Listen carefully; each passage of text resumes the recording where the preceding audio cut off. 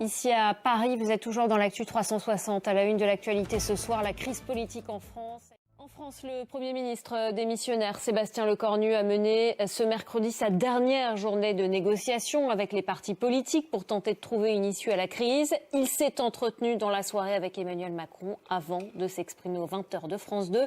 Sébastien Lecornu qui estime que la perspective d'une dissolution s'éloigne. Regardez. Sébastien Lecornu, vous venez de l'entendre, il faudra donc trouver un chemin pour que le débat ait lieu sur la réforme des retraites, une réforme qui cristallise les débats. Sa suspension coûterait 3 milliards d'euros en 2027, selon Sébastien Lecornu. Elle est réclamée, cette suspension, par la gauche, mais vous allez voir que c'est aussi une ligne rouge pour la droite. Chloé Tixier et Christophe Vignal. Toujours en France, Robert Badinter entrera au Panthéon ce jeudi, jour du 44e anniversaire de l'abolition de la peine de mort. Les célébrations, vous le voyez, ont débuté. Et vous pourrez suivre la panthéonisation de Robert Badinter ce jeudi soir lors d'une édition spéciale sur France 24.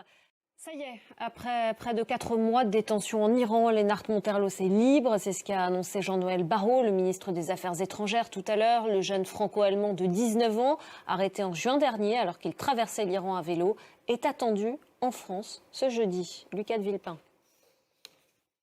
Et on va voir à présent ce qui va faire la une des quotidiens en France ce jeudi matin, avec évidemment la crise politique.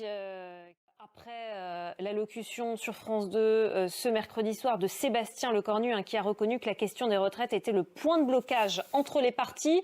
Libération aussi pour décrypter le chaos politique actuel, ainsi que le reste de l'actualité française et internationale. Une crise politique qui fait aussi bien sûr la une du Parisien, Sébastien Lecornu.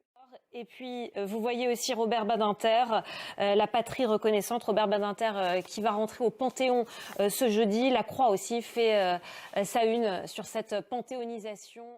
Vous pouvez retrouver une revue de presse complète demain matin dans la matinale de France 24 sur notre antenne. Restez avec nous, l'information continue.